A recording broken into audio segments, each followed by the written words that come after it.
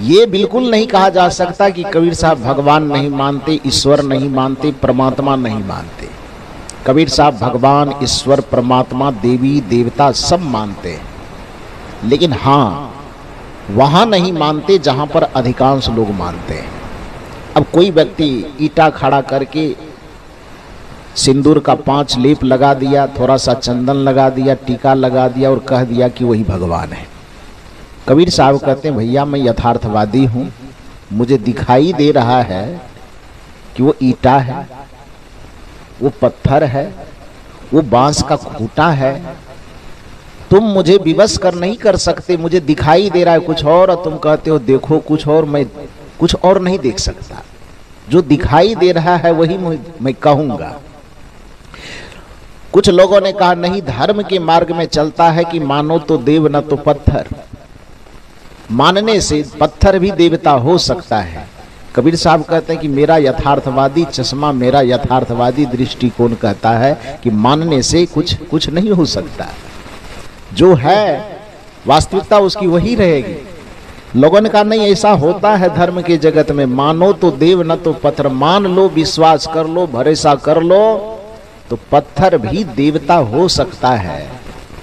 कबीर साहब ने कहा अच्छा कोई बात नहीं, इसका प्रयोग हम थोड़ी देर के बाद कर देंगे। तो जो पंडित बेचारा कबीर साहब से मनवाना चाह रहे थे कि मानो तो देव न तो पत्थर, कबीर साहब ने कहा कि ठीक है अभी मैं मानूंगा नहीं, लेकिन थोड़ी देर के बाद इस पर हम आपस में विचार करेंगे। और कबीर साहब थे बड़े तर्कवादी। जो कोई व्यक्ति उनके वाणी से उनके तर्क को नहीं मानते थे तो सदगुरु कबीर साहब कुछ प्रयोग करके भी उसको दिखाते थे। तो जो कहा जा रहा था उनको कि मानो तो देव न तो पत्थर, कबीर साहब ने कहा कि अभी मैं झंझट भी नहीं करूंगा और मानूंगा भी नहीं, लेकिन कुछ देर के पश्चात इस पर हम लोग विचार करेंगे। और तब तक मैं कबीर साहब उसको समझाने के लिए अपने मन में एक नई योजना बना ली कि हमें करना क्या है। जो आदमी बात से नहीं मान रहा है, सिद्धांत से नहीं मान रहा है, तो उसको थोड़ा प्रयोग करके समझाना है। और प्रयोग के भाव को कबीर साहब अपने मन में तैयार कर लिए कि क्या करना है। संजोग की बात आई, भोजन करने का समय हुआ। कबीर साहब ने कहा कि पंडित जी चलिए भोजन करने के लिए। तो चले भोजन करने के लिए, सब साथ में बैठे। तो जितने साधु महात्मा थे या और जितने भी लोग थे, सबके थाली में जो दाल भात रोटी सब्जी जो कुछ भी बना होगा भोजन प्रसाद सबके थाली में दिया गया। पंडित जी की भी थाली में दिया गया। उस संजोग से उसको कबीर साहब अपने बगल में ही आसन दे करके बैठ पाए और सबको सब चीज परोस दिया गया। तो कहा कि पंडित जी के लिए कि स्पेशल चांदी की कटोरी में जो स्पेशल चीज है लेके आओ। तो उसी से को पहले कह करके रख दिए थे कि क्या करना है। तो उनके जो शिष्य थे कबीर साहब के, वो चांदी के कटोरी में, पंडित जी सोने की चांदी की कटोरी में मेरे लिए कुछ ला रहा है, तो उसका मन एकदम फूल गया कि वाह, कबीर साहब को लोग झूठ बदनाम करते हैं, तो मुझे इतना मानते हैं। और सचमुच में कबीर साहब पंडित का विरोध नहीं करते, पंडित पना का विरोध करते हैं, ब्राह्मण का विरोध नहीं करते, ब्राह्मणवाद का विरोध करते हैं, ब्राह्मणवाद के नाम पर फैला हुआ पाखंडवाद का वो विरोध करते हैं। ब्राह्मण का, पंडित का कबीर साहब ने बड़ा आदर किया है।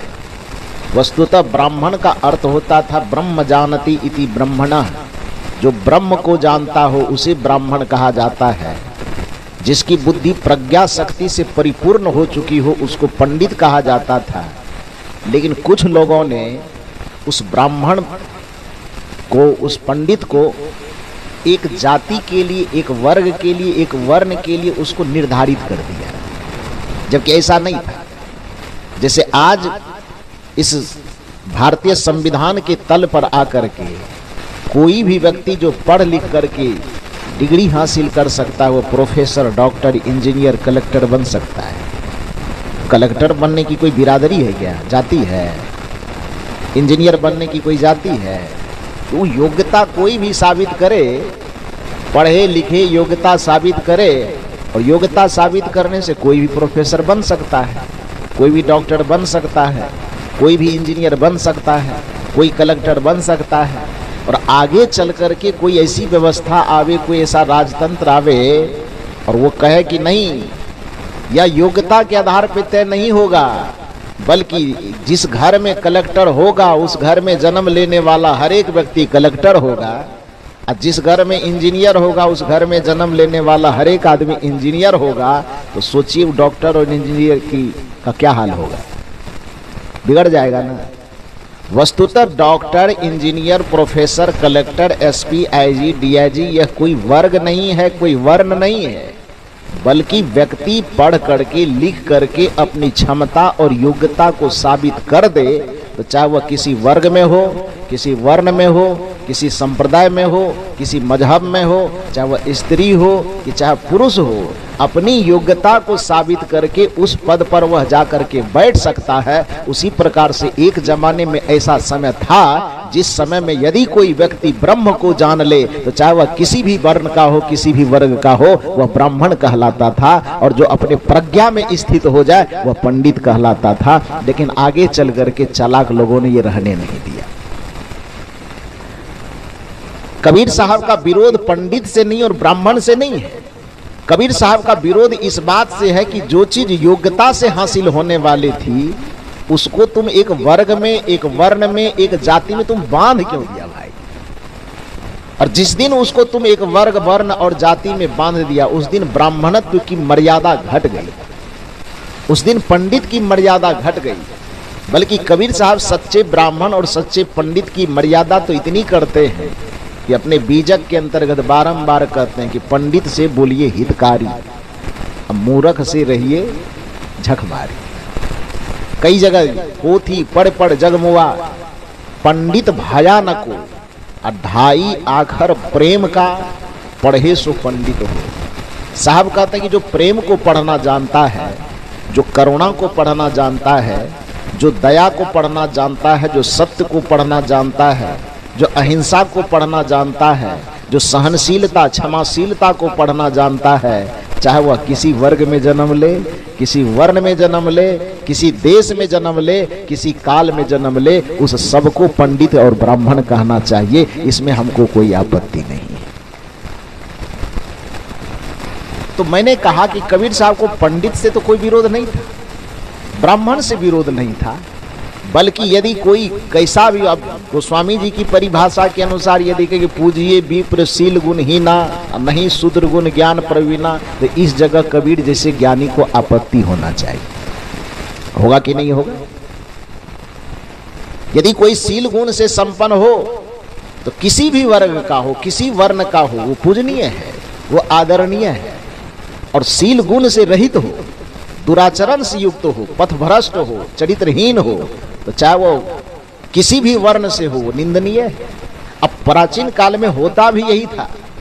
यदि चरित्र भ्रष्ट होने पर भी ब्राह्मण पूजनीय हो सकता था, तो फिर रावण को गाली क्यों दी जाती है?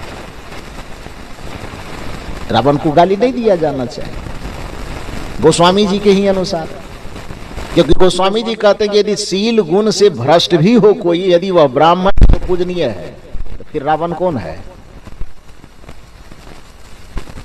ब्राह्मण है ना वो, ऊंच कुल पुलहस्त के नाती है ना वो।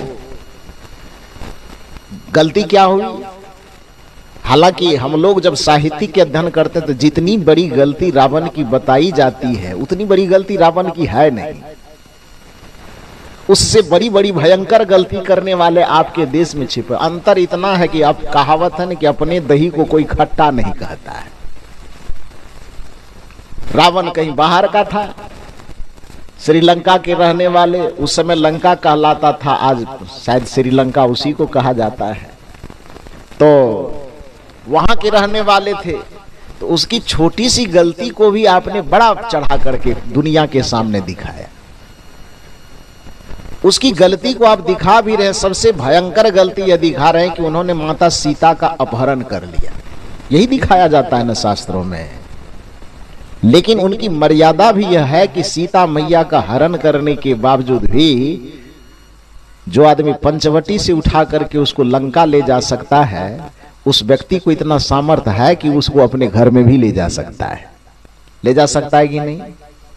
लेकिन वह अपने घर में न ले जा करके महिला संरक्षिकाओं के समक्ष, महिला सेना के समक्ष उसको महिला सुरक्षा में कहां रखा गया? अशोक वाटिका में रखा गया। इसको रावण की मर्यादा कहेंगे कि नहीं कहेंगे? एक मर्यादा कहिएगा ना। हालांकि मैं कोई रावण का गुणगान नहीं कर, उसका प्रवक्ता नहीं हूं मैं लेकिन जब आप कोई फैसला कीजिएगा तो पक्ष और विपक्ष दोनों की उचित अनुचित बातों को देखिएगा कि नहीं देखिएगा।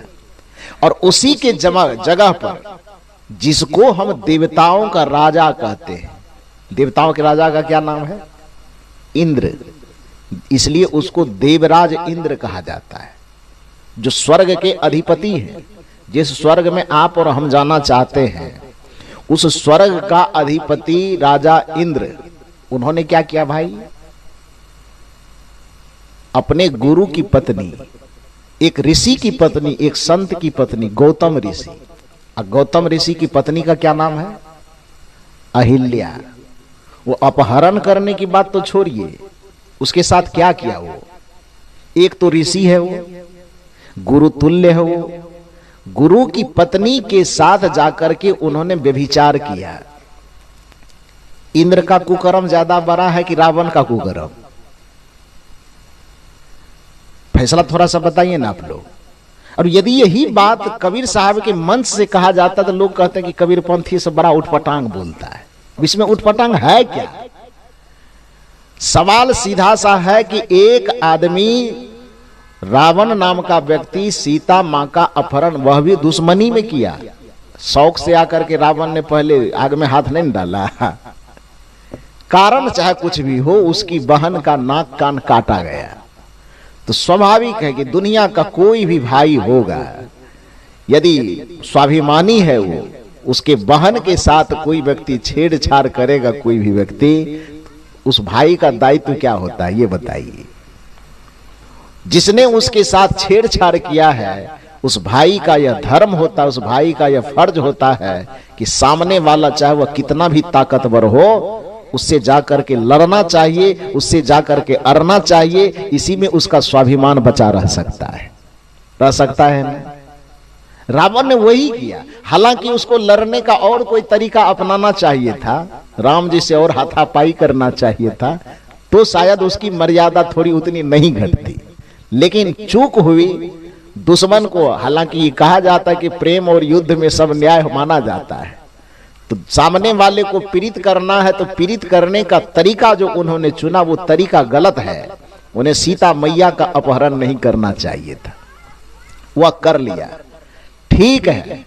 वो कर लेने के बावजूद भी यदि माना जाए कि रावण के द्वारा ये गलती हुई, ठीक है, हम भी कह रहे हैं गलती हुई, लेकिन एक जगह आपकी परंपरा में जो स्वर्ग पर बैठा हुआ स्वर्ग का राजा बना हुआ है, जिसको देवता ही नहीं बल्कि देवताओं का राजा कहते हैं, वह आप ही के देश के, आप ही के गुरु परंपरा के, आप ही के ऋषि परंपरा की धर्मपत्नी के साथ जाकर के बलात्कार और व्यभिचार करता है, उसको तो आप स्वर्ग के सिंहासन पर बैठा करके रखते हैं। और त्रेता युग, द्वापर युग, कलयुग बीत जाने के बावजूद भी आज तक रावण का पुतला जला रहे हैं कि नहीं?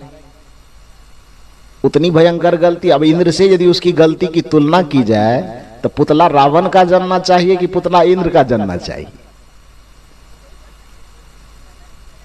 किया ना? लेकिन कहां जलाता है? क्यों? क्योंकि अपना वाला दही है ना, वो खट्टा कैसे होगा? वो अपने घर का है। वो गलती से भयंकर गलती करे फिर भी सिंहासन से अभी तक उतारे नहीं है उसको। यज्ञ करते हैं तो इंद्र को स्वाहा करते हैं, जब पूजा करते हैं तो इंद्र की पूजा भी करते हैं कि नहीं करते? क्यों भाई? कबीर साहब यही यथार्थ बताना चाहते हैं कि जिस देवता को तू पूजना चाहते हो और अपनी मुक्ति चाहते हो कि देवता को स्वाहा स्वाहा कर देंगे, उस देवता का कुछ अक्षत जल चढ़ा देंगे, उस देवता की बात छोड़ो, देवता के राजा का क्या हाल है? जिस राजा का इतना बुरा हाल है उस प्रजा का क्या बुरा हाल होगा? देव चरित्र सुनो रे भाई, कबीर साहब का एक पद है, देवताओं का चरित्र सुनोगे तो मन एकदम घृणा से भर जाएगा। कबीर साहब कहते हैं कि मैं देवता मानता हूं, लेकिन जिस देव की अवधारणा तुम इस दुनिया को दे रहे हो, मानो तो देव न तो पत्थर, वो मैं मानने वाला नहीं हूं। कबीर साहब ने उस पंडित से कहा कि भैया मैं इस फार्मूले पे नहीं मानूंगा कि मानो तो देव न तो पत्थर। पंडित जी ने कहा नहीं, धर्म के क्षेत्र में ऐसा चलता है। कबीर साहब ने कहा कोई बात नहीं, अभी तो हम सहमति नहीं देंगे, थोड़ी देर के बाद फिर आपस में हम लोग विचार करते हैं। और तब तक कबीर साहब दिमाग में योजना बना लिए कि प्रैक्टिकल में से क्या समझाना है। तो एक ही जगह भोजन के लिए बैठे और शिष्य को कान में कह दी कि प्रयोग के लिए ये सब करना है। सबको बराबर थाली लग गई, सबके सामने बराबर चीजें परोसी गई थाली में, जो भी सामग्री थी भोज पदार्थ की। और स्पेशल में अपने शिष्य को पुकार करके कबीर साहब कहते चांदी वाला कटोरी लाना। वो स्पेशल तैयार था उधर सामग्री। तो जैसे पंडित जी सुनते हैं कि चांदी की कटोरी में मेरे लिए कुछ आ रहा है, पंडित जी का मन फूल के एकदम फुलोरी हो गया कि मुझे बड़ा भाव दिया जा रहा है। लाया गया, सामने में रखा गया, और चांदी की कटोरी को जब उघाड़ा गया, ऊपर से जो कुछ था रखा हुआ हटाया गया, तो उसमें देखा कि गाय का गोबर भरा हुआ है। क्या भरा हुआ है? गाय का गोबर। कटोरी बड़ा सुंदर है, चांदी का है, चम्मच भी उसमें चांदी का ही डाला है, लेकिन उसमें भरा हुआ क्या है? गाय का गोबर। इससे नीचा वाला गोबर नहीं कह सकते, इसीलिए इतने रहने दीजिए। इतने उत्तम उत्तम 56 प्रकार के भोजन पड़े हुए हैं, अब चांदी वाला कटोरी जो बगल में रखा उसमें गोबर रखा, जैसे भोजन के बगल में कटोरी रखा गोबर से भरा हुआ। पंडित जी कहते राम राम राम राम।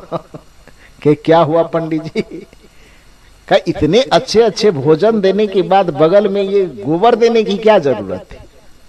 कबीर साहब ने कहा गोबर क्यों कहते इसे? कहा तब का मानो तो गोबर न तो हलवा। पंडित जी कहते दिमाग खराब है साहब, मानो तो गोबर न तो हलवा कैसे हो सकता है? गोबर गोबर है, हलवा हलवा है। कबीर साहब ने कहा कि यही बात तो 1 घंटा से हम माथा पच्ची कर रहे थे। जब ये चांदी के कटोरी में भरा हुआ गोबर मानने से हलवा नहीं हो सकता है, आपकी बुद्धि यहां काम कर रही है कि गोबर मानने से हलवा नहीं हो सकता, गोबर गोबर है, हलवा हलवा है। तो यही हाथ जोड़ करके विनय तो हम भी कर रहे हैं कि मानो तो देव न तो पत्थर कैसे होता? पत्थर पत्थर है, देवता देवता है। देवता परम चैतन्य अवस्था में जो आत्मा पहुंच जाती है उसको देवता कहा जाता है, और जो पत्थर है वो कठोरता से परिपूर्ण पदार्थ को पत्थर कहा जाता है। एक तरफ कोमलता और करुणा है और दूसरी तरफ कठोरता है, दोनों एक जैसा कैसे हो सकता है? एक तरफ प्राणी को देवता कहा जाता है और पदार्थ को पत्थर कहा जाता है। आपको इतना सा भी अकल नहीं है कि पदार्थ कभी प्राणी नहीं हो सकता और प्राणी कभी पदार्थ नहीं हो सकता। पदार्थ पत्थर एक जड़ है और देवता उस परम चैतन्य का नाम है जिसमें परम चेतना का, परम सजगता का समावेश हो चुका हो। जिस चेतना में उसको देवता कहा जाता है। जिसका चित्त, जिसका चिंतन दिव्यता से समाहित हो गया हो, उस परम चैतन्य दिव्य आत्मा को देवता कहा जाता है। यदि दिव्य गुणों से संपन्न कोई स्त्री है उसको देवी कहा जाएगा, और यदि दिव्य गुण आचरण से संपन्न कोई पुरुष है तो उसको देव कहा जाएगा। तो जो दिव्यता धारण करने के कारण देव बन सके उसको आप पत्थर से कैसे तुलना कर सकते भाई? पत्थर तो उसको कहा जाता है जिसका हृदय कठोर हो, और देवता उसे कहा जाता है जिसका हृदय कोमल हो। पत्थर उसे कहा जाता है जो दूसरे की पीड़ा को देख करके द्रवित न हो। इसलिए तो जब आदमी कठोरता का व्यवहार कहता है तो कोई आदमी ताना मार के कहता है हृदय एकदम पत्थरे हो गया है क्या जी? कहता है कि नहीं? यदि बात समझाते समझाते किसी के समझ में कोई बात नहीं आती है तो आदमी खींच करके कहता है एकदम बुद्धि पथरा गई है। कहता है कि नहीं? पथरा गई माने पत्थर की तरह हो गई है। तो लाख समझाने के बावजूद भी समझ में बात न आना, ये मुहावरा बन गया कि बुद्धि इसकी पत्थर के जैसे हो गई।